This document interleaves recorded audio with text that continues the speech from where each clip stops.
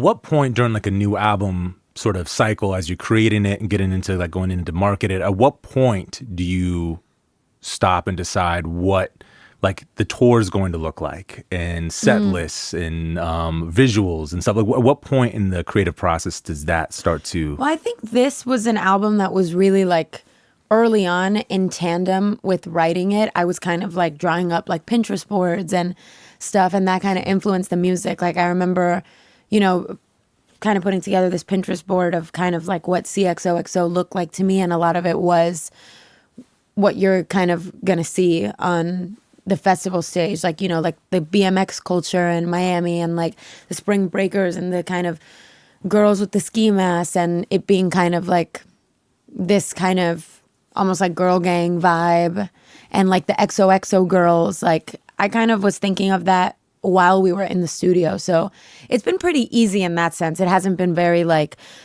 oh shit, what are we gonna do? Because I feel like this album kind of started as I was like, okay, I feel like I've always been such a song-driven artist. Like everything to me was always like, how do I just make the best song, the best, you know, like, you know, the best chorus melody, and how do I make this lyric really good? I thought of things as very just kind of like self-contained in the songs. And then I think as I've gotten older, the next level is having this kind of world or aesthetic, which I feel like Lana does so well, or, you know, like, I feel like that's like the next evolution for me, is having like great songs, obviously, because that's so important to me.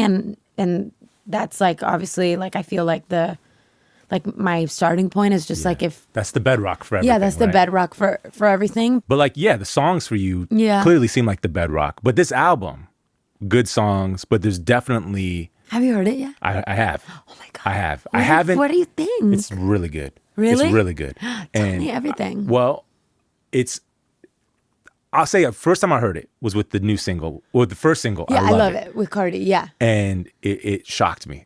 You know, and I love that. It was funny. I think, and even going through, I love looking at YouTube comments because they're both like the cesspool of society, but also a bit of... I love looking at other people's YouTube comments. Mine make me want to jump into this, not even traffic, just like some really fast cars. But no, it is such a good, like, just like human experiment project. Like, what do people? But okay, it is madness. I mean, it's madness. There's like a bunch of stuff, but there's also, it's also like interesting to sort of just see how people are processing certain things. And it was funny over time when that album first, or when the song first came out and the video first came out, to see the amount of the shock that people had. I think even just like you going blonde, like, shocked people. Yeah, you know? Totally. But it's funny, like, returning to it, like over the last week or so, you started to see people are kind of catching up with what you're doing. Yeah. And so I had a similar experience with the entire album, which was the first time listening to it, sort of just being like, wow, I was really... I love hearing that. Not expecting it. Yeah. But then by the third, fourth, fifth listen, you're I love hearing that, because I feel like that's a really honest take. Because I feel like for me, it's like I've been living with these songs for a year now, and I've been living with the world and the kind of like aesthetic evolution for a while now. Yeah. And so I've obviously, for me, I'm like, my brain was probably like, just expects people to just be as excited and lean into it as much as I am in the moment. But it really is important for me to hear you say that it's so true. Like with my favorite artists too, like when it's something that, you know, you haven't heard from them before, it takes you a second to warm up, to understand, to recontextualize them. Yep. And I remember even like, for example, Anti, like Work by Rihanna. At first I was like, what? Like, I'm so confused. Like, I don't know if I like this. And then I think it was like a couple months later, I was like, this is the best song of all time. But and one of the best albums of, and one of like that whole decade of her career, absolutely, of like R&B period. And I think good. It also, I'm not by any means like, because I don't think comparisons like that exist, but I think I always like, I'm thinking about that now and I'm like, oh yeah, that also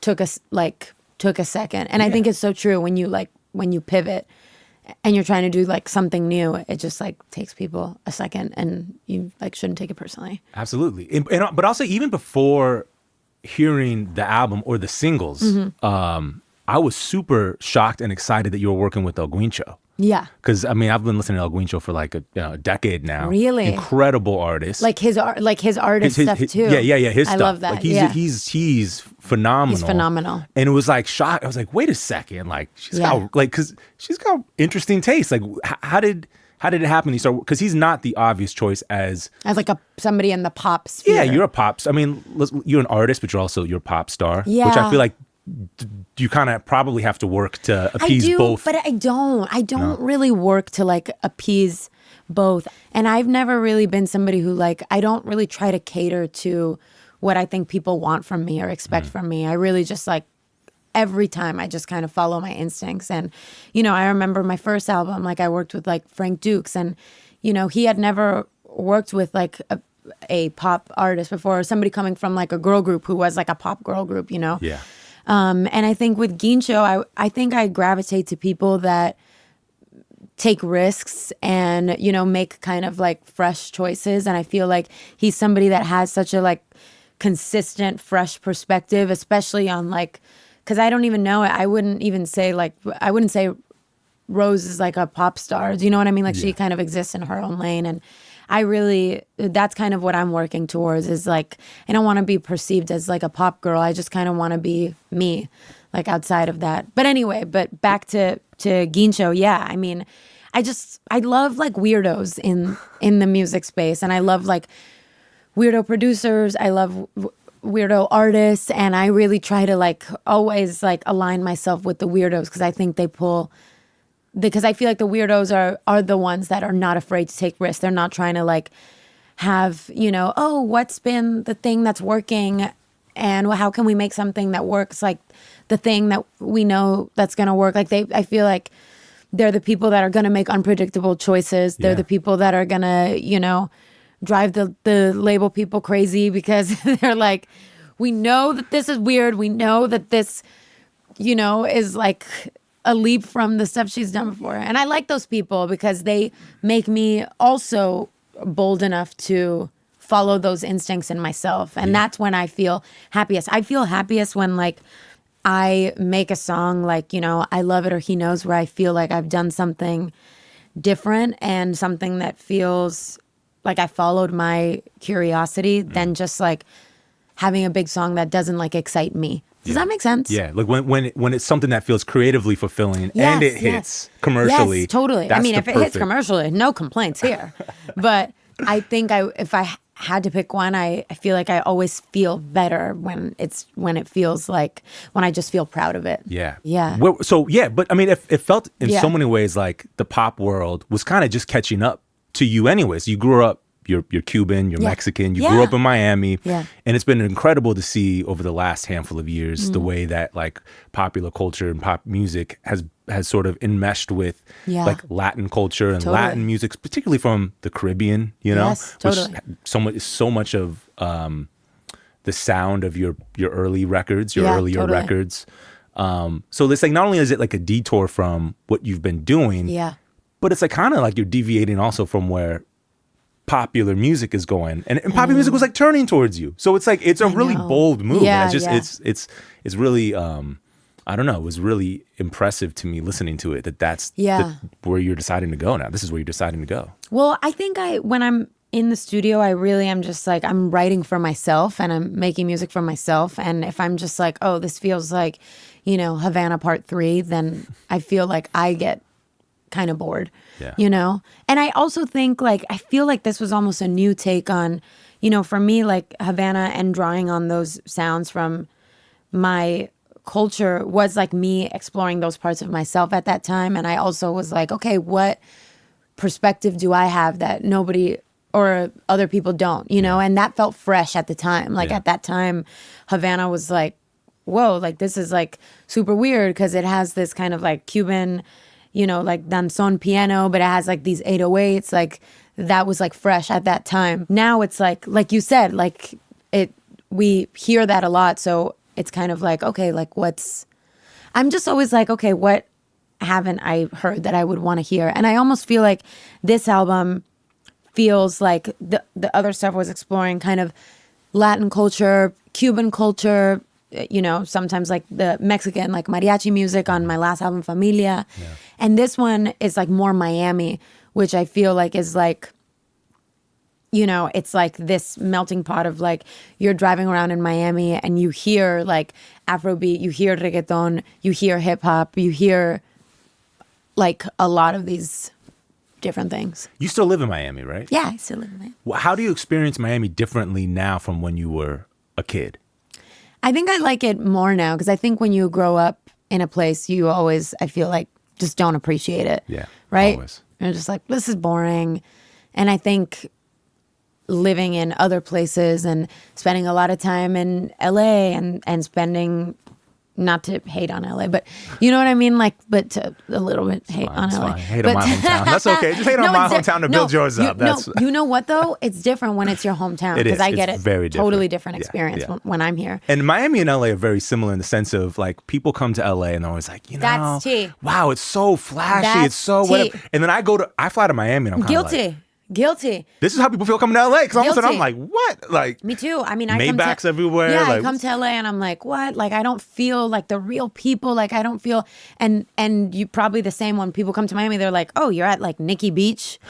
And I'm like, no, I've been there one time. That's not the experience I get in Miami. I think like, for example, like making this album in Miami, like when I'm in writing mode, I'm like, I was talking about this the other day. It's almost like you're just like looking at everything with like just extra attention. Yeah. You know what I mean? And it makes you, there's this quote that says something like, look at your city with the eyes of a tourist, like with the eyes of somebody that's like never been there before. And I remember I'm trying to say like more and like less in general in interviews because I feel like I say like a lot. Good luck. I do too. I know. I say it so much. Yeah. Fuck.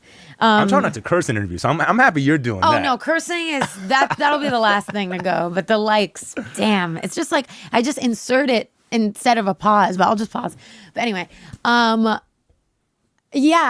feel like fuck it, whatever. I feel like I would just go into the studio and just kind of just and even be driving back at night and be like, wow, these lights, you don't get this like specific shade of yellow and orange anywhere else, or you don't get this kind of music, you don't get, this kind of what they call Miami English, the slang and the whatever anywhere else. You don't get the this look of the skyline. You don't get, I was just really looking at it with extra attention. And I think looking at anything with extra attention, everything becomes more beautiful. Yeah. And I think that's kind of how I feel about Miami. I suddenly was looking at it for writing purposes, for research purposes, and, writing down everything that felt to me like, like representative of her. I mean, is that part of your writing process as you're living your life and going around doing things? Something strikes you in the moment.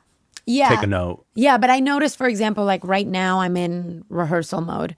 And so when I'm not in rehearsal, like I'll be like looking at the videos or I'll be practicing or I'll be whatever. And then writing time when I'm like making an album is the time where I have the luxury of just being like, I wake up in the morning and I, bring my iPad to like a coffee shop and I'll just like write down anything. If I had any kind of adventures that week or whatever, I'll just kind of write it down like a diary entry, or if I'll just kind of be able to have the time to really take stock of everything and write it down.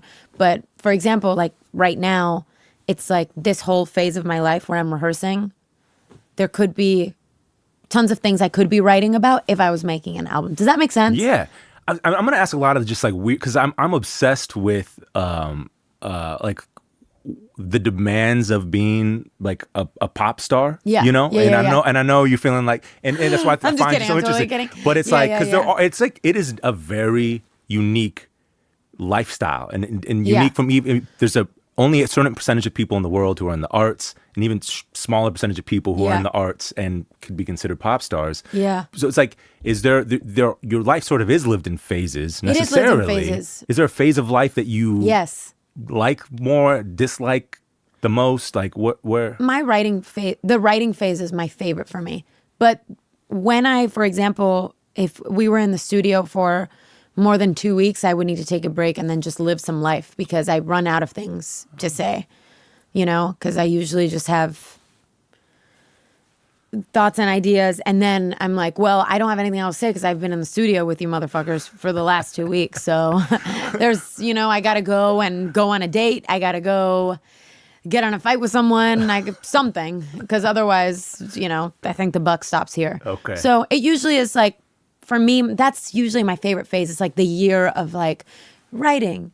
And then you go take a few days off, writing, take a few days off, come back, writing, come back. Like, I love that because that's a time where I feel like I'm also, when I'm writing, I'm devouring other forms of art as input. So I'm like reading a lot, listening to a lot of music, watching a lot of movies, even like going to see like physical art in museums because I feel like I benefit from a lot of input and then I get like newer and newer forms of output.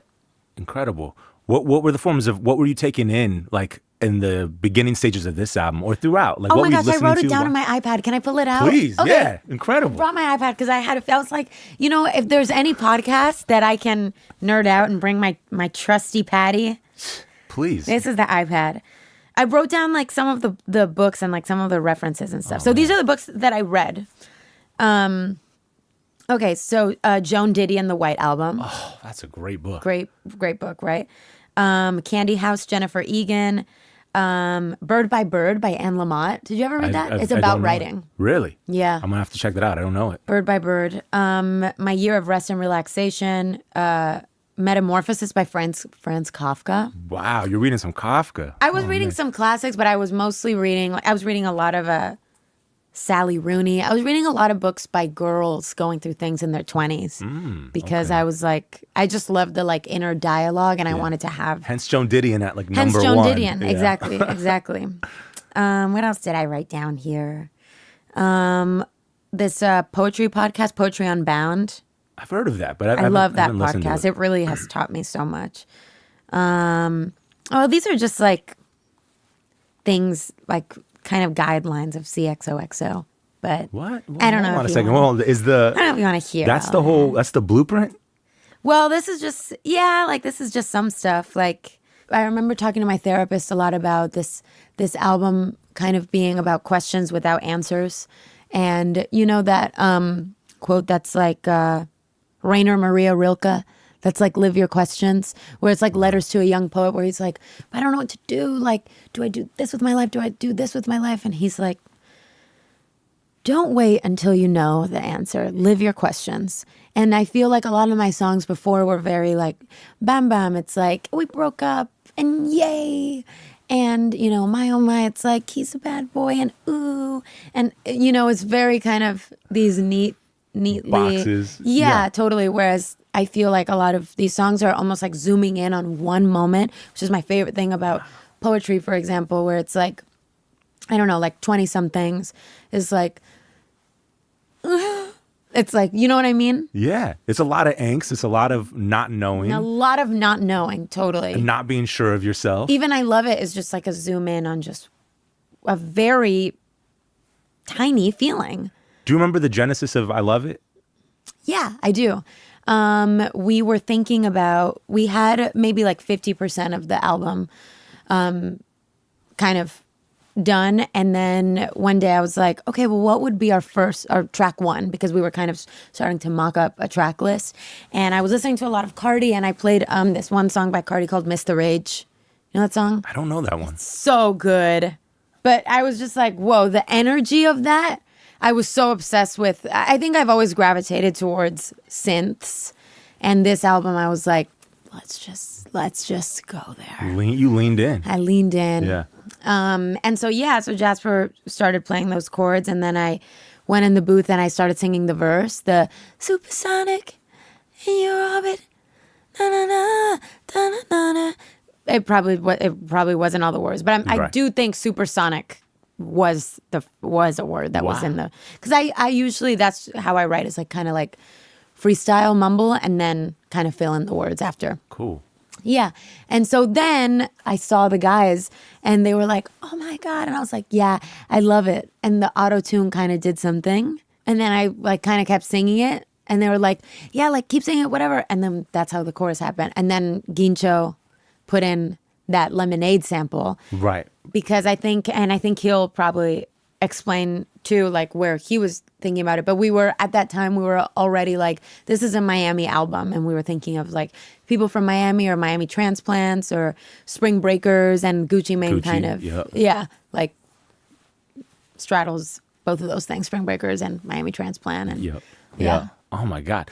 That's so literally I was gonna ask about the repetition. I love it. It was just because they kept telling you keep going on. Yeah, but I think before this album, I wouldn't have kept going with a choice like that. I would have been like, no, it needs more words, right? And I think that, in this album, one, like listening to people like Cardi, where it is, it feels instinctive and visceral. Yeah. And then also learning that, repetition is also intentional. Yeah. It sounds like the feeling. There's a power in it's that Prince song, Joy and Repetition. There's like a joy or a power. Exactly. And sometimes there's all right, because that's the thing about repetition. I love it. It's like cool. And then it's like halfway through, it's like, I'm kind of done with this. But then you change the note or something.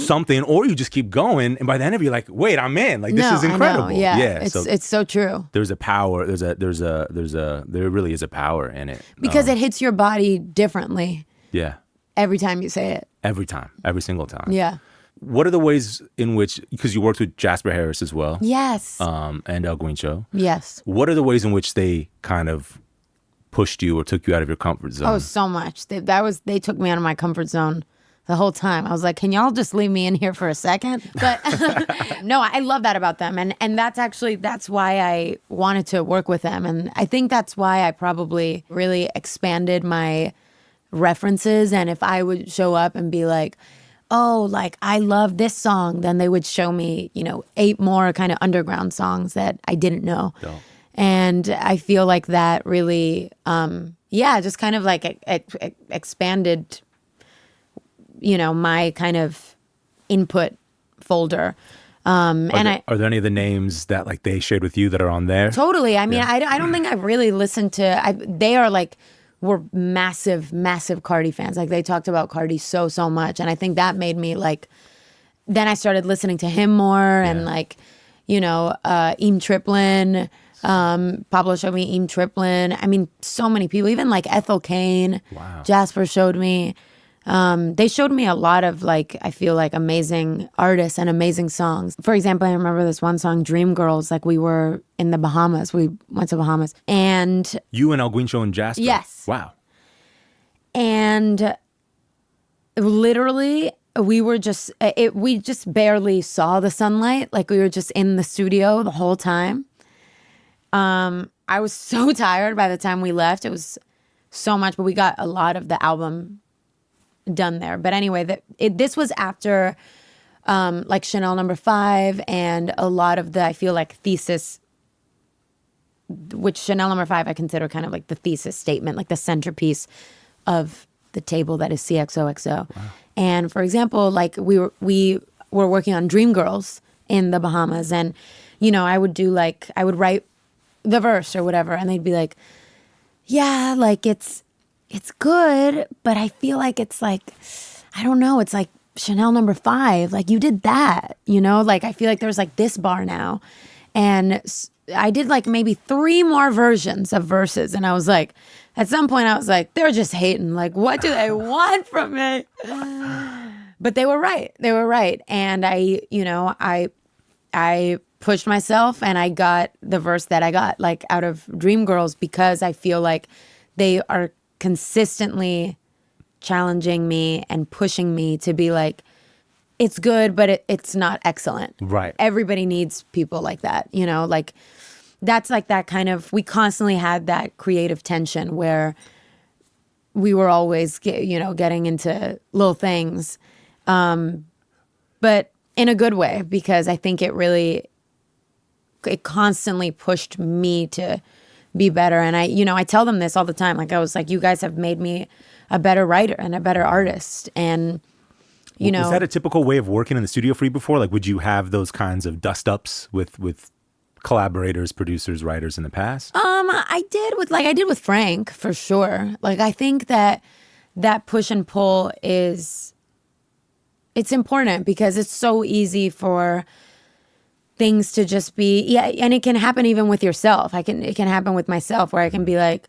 I like that melody. That melody's cool, and this lyric is cool, and that's a cool song. I like it, and it's easy to just put out things that are just cool, and I've done it. You know what I mean? Yeah. But it's not a business for them. They really are about craftsmanship and about respecting the craft and the integrity of a project and the integrity of things. And they're real artists. They really are, both of them. And yeah, they really, I think the thing that I'm the most thankful for this project is how much I feel like it made me step my game up as a writer. Wow. So you feel more confident as a writer? Oh my God.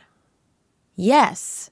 Yeah, totally. I just feel like I learned so much. I feel like it was a boot camp for me. And I think, when I listen to, even now, because I'm in rehearsals and I'm listening to older songs and whatever, I'm like, I can see, for example, where, this line could have been tweaked or this could have been better on old songs. Wow. Based on what I know now. Because I think before, I think I was just following instincts and doing the best with whatever instincts I had at that moment. But now I feel like I have guidelines for what I think is cool. Yeah. Can I tell you some of them? Please.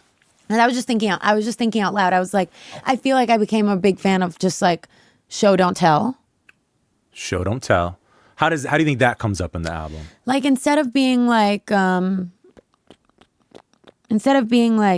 he's so obsessed with me, it's like fold for me like origami.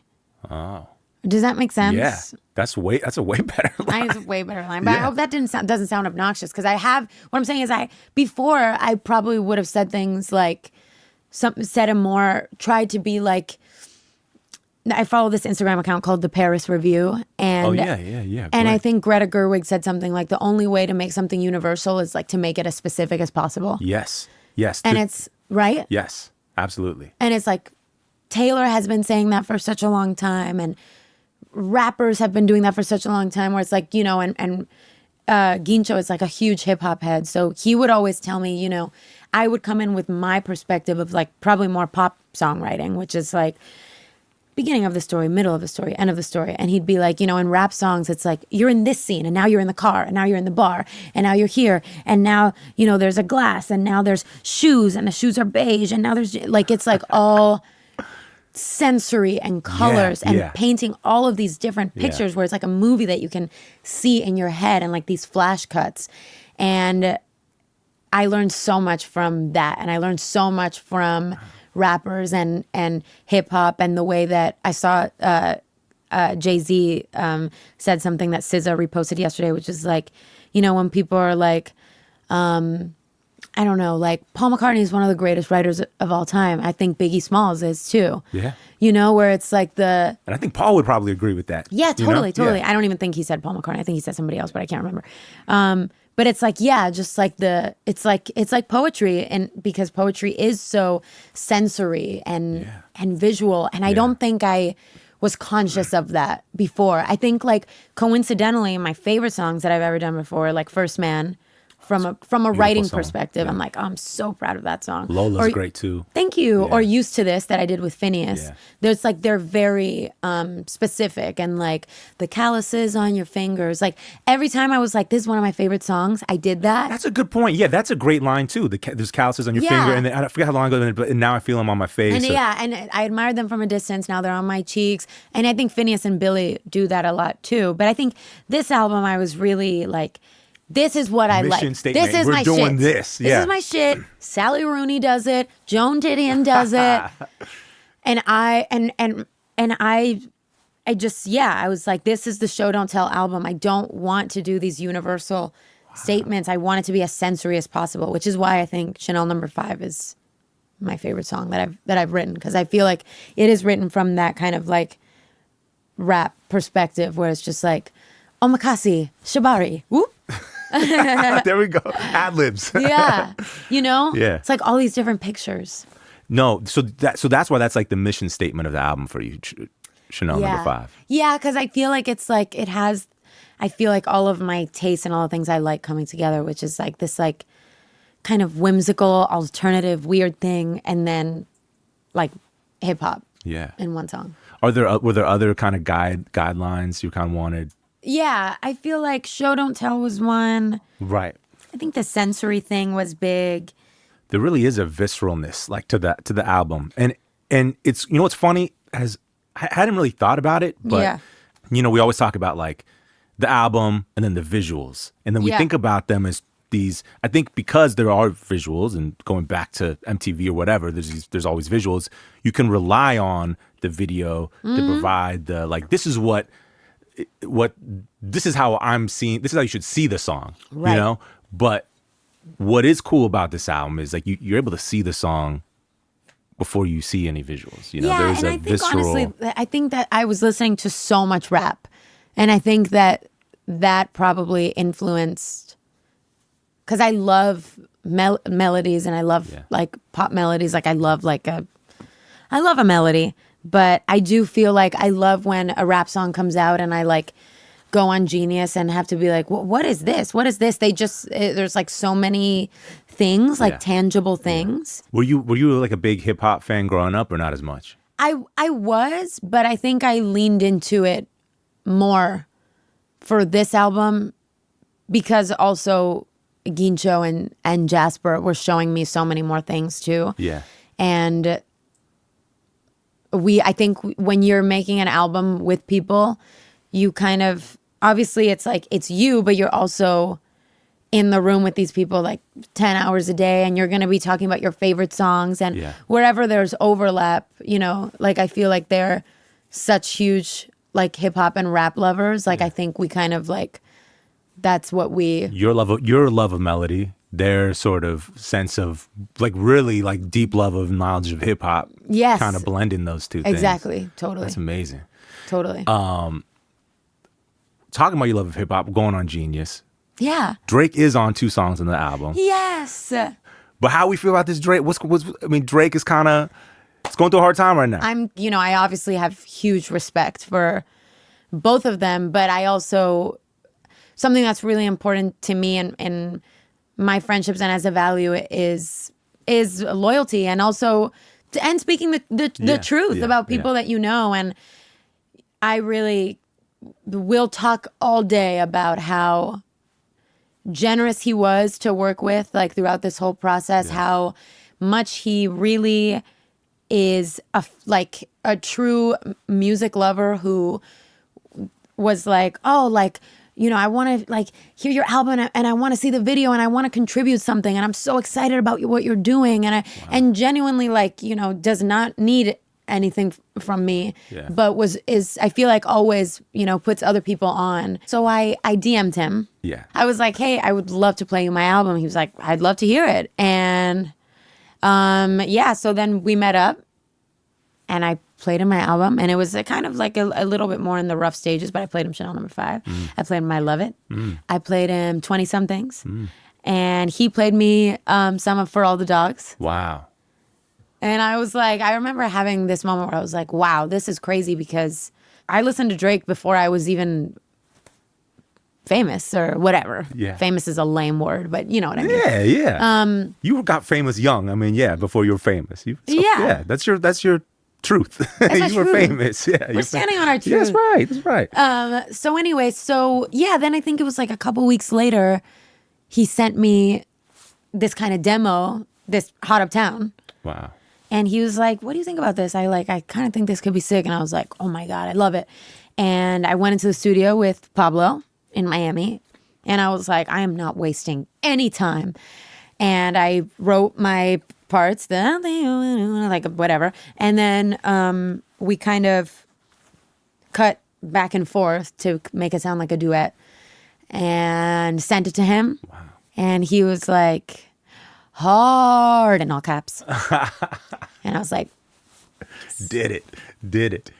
Got him. What that must have been kind of big for Guincho too, like I'd imagine, right? Like that's a and Jasper is like the biggest Drake, but like we're always like, well, he's the best. Like he's the How did you connect with Jasper, brother? Because I'm not super familiar with him, but I know Jasper is they're both fucking geniuses. Like they're just insane. And Jasper is really rare to find producers like both of them. And I'm lucky I got two. Yeah. Where it's their taste. It's not even that they're just musically talented and that you'll be talking about an idea and they will pick the best chords, which Jasper does, but it's also he sees like a larger vision and he sees, oh, this flow would be so sick and like this person would be so sick on that song and this texture and whatever. Like his taste level is just amazing, and he's always putting me onto new music too. He's always talking about McGee. I don't know McGee. He's always that's his latest. So Green Show was first, and then Jasper. Yeah, Green Show was first. Okay. And he was actually the first producer that I reached out to for this project, and and so we did like a few songs, and then I think I worked with maybe a couple more people, and then I was like, no, Gincho is it. Gincho is it. Well, it's interesting too because like I feel like That's my guy. Familia was the first time. I mean, you worked with Frank Dukes a lot. I did. But I feel like Ricky Reed on Yes. Familia was like Ricky's the first time you seemed like you incredible, like really bunkered down with someone and true. like was like we're gonna do this like 1-to-1. I mean, there's more people involved on that record. But Yes, yeah, 100%. I think with Frank, it was like me and him, but it was my first album, so I was like, oh my God, like I had, the most imposter syndrome, and I was like, well, we must have the best people in town to help, and I think the second album, it was like that, but a little bit less, and then I think the third album, Familia, I was like, I want to do this with a small like group of people. Yeah. Like we can do it and it feels better. And I think for me, like writing is so, I'm just like, I'm sensitive and I just can't open up if it's like somebody I don't know. Like I saw it. I had to kick someone out. you did. You kicked someone. We won't say who. You kicked someone out. I don't know his name. God bless him. But, like, and so if I can't be like vulnerable and intimate in my writing, if it's like my first day meeting you, that's why I think that is also something I've learned. Like from now on, it's always going to have to be the same small, tiny family for an album, because otherwise I just can't open up. And there were even some songs here that I would kick, I would kick Pablo and Jasper out. Yeah. Like 20 somethings and June Gloom. I was like, I can't write this chorus with you guys in here. Like, it just, get out. But I was talking to Hit Boy, I was like, because he did that run of like, he did 4 or 5 Nas records, like where he was the sole producer. And it was interesting. Like I Nas. saw that in the documentary. Did you see that? In Hip Hop Revolution. Yeah. Well, and then going back to like Illmatic, that first Nas record is the first time that like someone was like, I'm going to work with all these different producers on an album. And they were like the top producers. The top at the of time. the top. Yeah. Q-Tip, Premier, who else is on that? Large Professor, whatever. But it's funny, and I feel like that opened up a thing where people work with a bunch Like of super different camps, like the producers, super like these big camps. camps, and that sort of becomes a thing. But that gives me anxiety, to be honest with you, because I actually did that. I remember for my first album, it was Frank, and then I went into like Max Martin's thing. And how was that? How was it Max Martin? I mean, to be honest, I was so young. I was like 20, which I don't know. Maybe that doesn't seem that young, but but for my age at that time, I was like kind of 17 inside. Yeah. Because I started at 15, so I was just like, oh my God. And it was Max Martin. Like I was like, what the fuck? What am I doing? This is so much. And at that time, Max Martin, I was working with Pharrell. Yeah. I was like, what is going on? Yeah. And I just wanted to prove myself to these people. I literally wasn't even thinking, to be honest with you, which is not the way to be, but I wasn't even thinking about what's going to make the best song walking out of here. I was just trying to prove that I was good to Pharrell. Yeah. Well, how do you do that? If you're 20 and you're in a studio with Pharrell, I just literally wanted him to think I was good. I didn't even care if like the song. I didn't even care. I was just like, I just want Pharrell to walk out of here thinking I'm a good writer. Yeah. Period. What can I bring to this? Really, as a 20 like that, it's like I could imagine that feeling. So it was just, I think when it's like so many superstar producers, it kind of just makes me anxious. Like even Gincho in the beginning, I was so nervous. I felt like I needed to prove myself to him. Yeah. And I would tell him is the T, and Ricky too, and Frank. God, I'm so vulnerable with all of them. But that's what you can do when you know, hunker down with people. You can be like, I remember, like, I would literally be like, are you comparing me to blank right now? Because I'm crazy and I need more of a filter. And he would be like, what? Are you kidding? No. What? But then you see them as a human, which is where I need to be in order to write. I cannot see you as a superstar producer. Yeah. Fucking And freak with me out. Winchell too, there's just like a cool factor too that I could imagine. Like, I mean, I've never met him, but just like listening to his music, you're like, that's a guy who knows a lot about a lot. Well, you know? I mean, he schooled the fuck out of me, which is amazing. But I love that. Yeah. I want to be around people who school me constantly. Yeah. Because that's the only way that I can get better. Yeah. And I feel like that's like what I feel like made this album so creatively fulfilling and rewarding is that I was in fucking school. Like I was like, you know, I was listening to classic albums that I'd never heard before because I grew up. It was probably heavy on Latin music, right? It was all Latin music. Cuban music. It was Latin music plus Michael Jackson. Universal. Period. Yeah. And that was pretty much it. Yeah. So I kind of went back and I was like, oh, what is this Radiohead that people keep talking about? Right. You know, so I think, I just like did a lot of studying on this album. That's cool. So do you think all of this is going to inform The like, next thing? The next thing? Yeah, And just moving forward, your career, your whole. I think so. Yeah, for sure. I think I think like Guincho and like, I think that I always kind of need to work with people like Guincho who really know their shit and just hold me to a higher standard. Yeah. And I think that's like, something I really learned is just really putting a lot of love and care into something, which I feel like I really did. I put a lot of love and care into it, and I just love it. It's a very cool What's your album. favorite It's a song? great album. I still like, I love it a lot. Okay, Because okay. it's straight up, and it's like, Okay, I want, the funny thing too is you kicked it off with like the weirdest song on the album. Like you didn't hold it. You didn't hold back. Like you were just like, we're announcing the album, we're going, and it is so, it's like abrasive. It's abrasive. But poppy. Yeah. And I actually hate do you think I was right when I called it hyperpop? Yeah, I don't know. Okay. I don't know what that means. Because People say it. I don't know. No, because I like said it and then it was like this hyper pop song and I was like, guys, it's not though. Like it's so many things at the same time. Yeah. It's a lot of things. I mean, it's a lot of things. It's a very cool, it's a visceral record. I mean, there's stuff from it that sounds like that no wave stuff, like that late 70s, early 80s New York, like underground club stuff. Yeah. Like it's just so, it's such a, I don't know, just oozes like a cool, I think that I love it thing. And, it is. I also think like that's I was telling my choreographer, my choreographers Calvin and Sarah yesterday, who I've worked with for a long time, because we have like, I love it, and we have like Dade County Dreaming. Did you hear Dade County Dreaming? Yeah. I didn't get you the album enough because I got sent a stream and the link was, no. but okay, I'll I send can't you wait another. to I'll hear send it. you another Like, one. But like on both of those songs, I feel like I feel like mainly most of those songs, Man, Hot Uptown, and I don't know, and Chanel, but mostly I the would. Lil Nas X cut is really cool too. I mean, he sounds like he sounds amazing on No, it. he went crazy on his verse. How did that happen? Like, he's really close with Jasper. okay. And so I think we were always just kind of like in the same family circles. And Jasper like played him my album and he loved it. And I think we've always been like kind of like loving and supportive of each other for the past like since we've met like 6 years ago. Yeah. And I just always loved him. I just think he's like such an incredible artist. And we were thinking of like who to have on that song. And Jasper was like, oh, like, what about Nas? And he had never done a feature before at that time. So I was like, oh, I don't know if he's going to do it.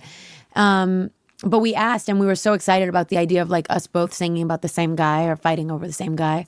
Because it's just like, I just never seen that before. such a funny concept and In perfect his timing head, with like right? challenges having just come out like Wait, fighting for the right? same Yeah, I person. know, It's like so true. that kind of drama of that. So true. And he sound like I wasn't sure what to expect from it. You know, like know. what he would sound like on it, and it is a really cool like. I don't know. It sounds like he's almost in character or something. Like Well, there's he's just like playing with new stuff too, because he said the other day he was playing with the kind of like Jamaican, like New York, like the sounds, like the or whatever. Yeah, like yeah. he's kind of exploring different things in his different pockets too. That's so cool. But I was gonna say about Dade County Dreaming, and I love it.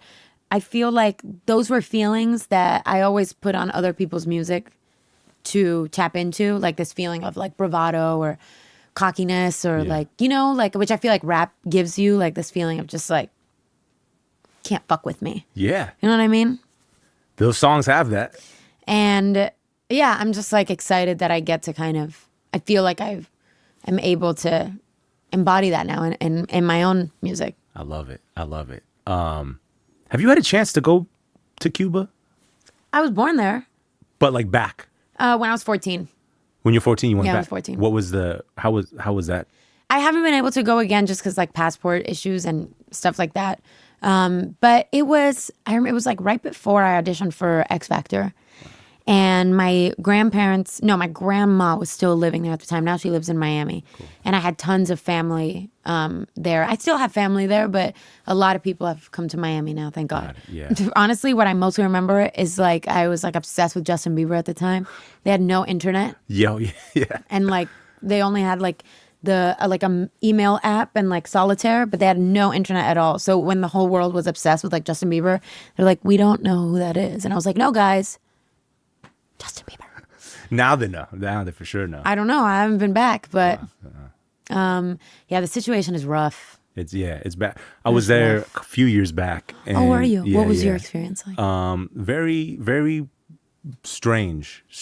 Like it was a weird experience because the people are so incredible. The people are just precious. Some of the greatest people on the planet that I've come across. Warm, so generous, so loving. Yep. My mommy's Cuban. Yeah, that's who it is, right? Yeah, yeah. There's a warmth, man. There's just a warmth. But then obviously, but then you're like also balancing that with like, and obviously the country itself is beautiful. The terrain, the landscape. The landscape's insane. But then you're also acknowledging, you're like, I remember I met a guy there. Amazing guy, so cool, and he was like showing us around, and so we were like, come have dinner, like let's get you dinner. And he was like, this is the first time I've had like lobster in 20 years. I go, dog, you live by the ocean, what do you mean? He's like, well, we can't. My mom never had lobster until I had money now, but she never had lobster. They barely had meat or chicken or eggs. They had like 4 eggs a month. Yeah it's a really, I don't know. I always recommend it for people to go because you just can't. I don't know if that level of, it's just so bifurcated. It's so weird. My thinking on it is so strange. Where it's like people are beautiful, terrain's beautiful, it's lovely, and the music's incredible. I've never been to a more musical place in my life. Yes. New Orleans would be second, which is saying something. Yes, totally. But then you're like, man, these people have like there's no help. It's like it's kind of tragic. It's very tragic. I know. I wonder. Like I feel like music and that warmth and that generosity is also like has evolved out of that pain too, and hardship. Right, which is another tough thing to stomach. It's like, I know, all that pain did bring a certain level of beauty out of totally. Out of the Have you ever country seen this people. documentary, Cuba and the Cameraman? No. It's on Netflix. It's amazing. It was the first time that I understood, because I had always heard my grandma and my mom talking about the different phases of the Cuban Revolution, and then what the situation was looking like when my mom left to go to Mexico. But that documentary, it's the same guy shot on one camera, 40 years of traveling to Cuba, I think every 10 years. Wow. So you see in the beginning, everything is amazing. And then maybe 20 years later, you see him going to the supermarkets and there's nothing on the shelves. Wow. You see him, going up to people and he's like, can I get a beer? Can I get some meat? They're like, we don't have anything. It was just the first time that I was like, oh wow, I'm seeing now through visuals and images what my grandma and my mom lived and we're talking Because you about. didn't understand that by the time you left, right? When you were No, there. no, You no, didn't- no. I mean, I was 7, so Yeah. I definitely, I would, you know, as a kid, you have no stresses, and you know, my parents, I feel like always kind of carried the burdens for me, like they never, you know what I mean? Yeah. So yeah, I was having a great time. But now I have cousins that, like in the past, every year I feel like I have new family members that come because we're trying to get more and more people kind of out. Yeah. And yeah, the things that they say is like, it's so crazy. Yeah. Yeah. Why did your dad go to Cuba, by the way? Because he's from Mexico City. My dad is from Mexico. He only went to Cuba after my mom was pregnant with me. Okay. And it was just like to kind of visit family. Got it. Okay. Yeah. All right, man. It's just such an interesting background that you have. The I don't know. I feel very lucky Yeah. because I just love having access to like my Cuban side and my Mexican side, like the people, like the food in Miami. Like I feel so happy that there's actually one song that didn't make the album because it's like not XOXO, but it was called Broken English that I wrote about my mom. Oh, cool. And there's like this one line that was like empty chairs at like a Christmas dinner table or whatever, because that's like how Cuban people always describe like just like immigrant families. And for so long, it was like my holidays were like, you know, just me, my mom, and my dad, and then my sister was born, and just the 4 of us. And now we're having more and more family come, and it feels very healing for me because I get to have cousins around, and I get to, I don't know, just like have access to a lot of things about me that were probably just like in me, but I didn't know that, oh, my cousin has that same, I don't know, like habit as me, or like she has the same tick as my mom or whatever. Like it like feels very healing for me. Oh, that's incredible. Yeah, and I hope you get to go back one day. Me too. But even Miami in that way feels very healing for me because I get to spend time with them. And yeah, it's just like, it feels like the new home that we've all had to make because we can't ever like really go back to Cuba or, you know, we wouldn't go back to Cuba or go to Mexico. So it feels like Miami is like, okay, this is like where the new family line is being kind of created. It's amazing. Well, Camila, thank you so much for making the album and for coming to LA and talking to us about it. I know you'd rather be in Miami, but you're here in my hometown. No, because then I wouldn't have gotten to meet you, and you're so lovely. You're really good with people. Thank you. Oh, stop it. No, I really mean it. You have really great energy. Oh, thank you. You have very calming, kind energy. Oh, thank you. I appreciate that. Welcome.